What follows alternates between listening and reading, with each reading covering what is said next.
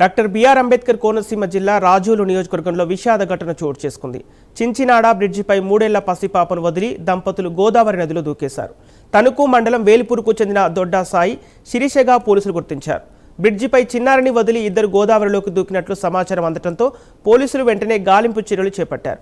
గజ ఈతగాళ్లను రంగంలోకి దించి గల్లంతైన దంపతుల ఆచూకీ కోసం గోదావరిలో గాలిస్తున్నారు.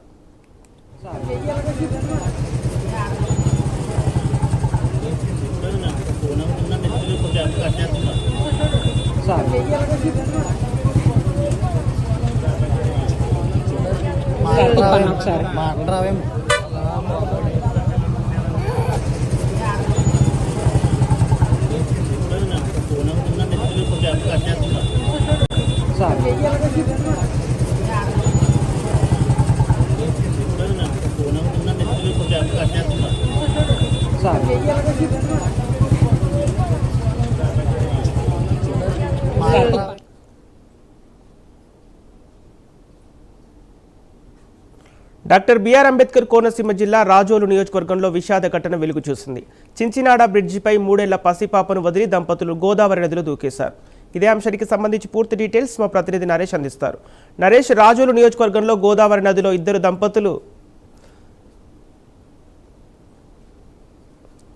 ఇదే అంశానికి సంబంధించి పూర్తి డీటెయిల్స్ మా ప్రతినిధి సూర్యనారాయణ అందిస్తారు. సూర్యనారాయణ, రాజోలు నియోజకవర్గంలో గోదావరి నదిలో దూకి ఇద్దరు దంపతులు గల్లంతైనట్టు తెలుస్తుంది. అప్డేట్స్ ఏంటి? ప్రస్తుతం ఈ చించినాడ బ్రిడ్జి నుంచి గురువారం రాత్రి అంటే 10 గంటల నుంచి 11 గంటల మధ్య సమయంలో పశ్చిమ గోదావరి జిల్లా చెందిన తణుకు మండలం వేల్పూరు గ్రామం కింద దొడ్డా సాయి అలాగే ఆయన పత్ని శిరీష ఇద్దరూ కలిసి బ్రిడ్జి నుంచి వాళ్ళకున్న 3 ఏళ్ల పాపని అక్కడే బండి మీదే వదిలేసి దూకేయడం జరిగింది.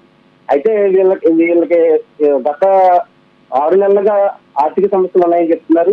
వాళ్ళు వాళ్ళ ఊరిని వదిలేసి భీమవరంలో గత నెల రోజుల నుంచి కాపురం ఉన్నట్టుగా తెలుస్తుంది. అయితే గత రాత్రి పిల్లోడిని అలాగా బండి మీద వదిలేసి వెళ్ళిపోవడంతో ఆ పిల్లవాడు దిక్కుతోసిన పరిస్థితుల్లో అక్కడ ఏడుస్తూ ఉండటంతో అక్కడ స్థానికులు గుర్తించి వెళ్లి ఆ పాపని తీసుకోవడం జరిగింది. అయితే ఇలాంటి సంఘటనలు ఈ చించినాడ బ్రిడ్జి దగ్గర ఏదైతే ఉభయ గోదావరిని కలిపే ఈ బ్రిడ్జి దగ్గర తరచూ జరుగుతున్నాయి. నెలకి కనీసం 2-3 ఇన్సిడెంట్లు అయితే జరుగుతున్న పరిస్థితి కనపడుతుంది. అయితే ప్రస్తుతం ఈ ఎవరైతే దూకుల వాళ్ళు ఎవరైతే ఉన్నారో వాళ్ళని బాడీని గుర్తించడానికి ఇప్పటికే స్థానిక పోలీసు యంత్రాంగం అలాగే స్థానిక మత్స్యకారులు గజీతగాల సహకారంతో గాలింపు చర్యలు అయితే చేపట్టారు. అదేవిధంగా ప్రస్తుతం గోదావరి వరద కూడా ఎక్కువగా ఉండడంతో కొంచెం ఇబ్బందికర పరిస్థితులు అయితే ఉన్నాయి. అయితే ఇలాంటి సంఘటనలు ఇక్కడ తరచూ జరుగుతున్నాయి.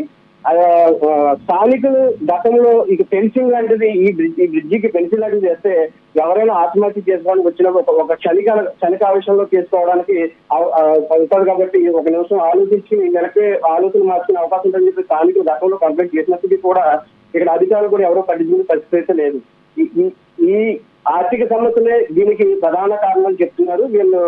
పశ్చిమ గోదావరి జిల్లా తణుకు మండలం వేల్పూర్ గ్రామం చెందిన దంపతిగా చెప్తున్నారు. ఇంకా వివరాలు తెలియాల్సి ఉంది దంపతి. Okay, thank you Suryanarayana.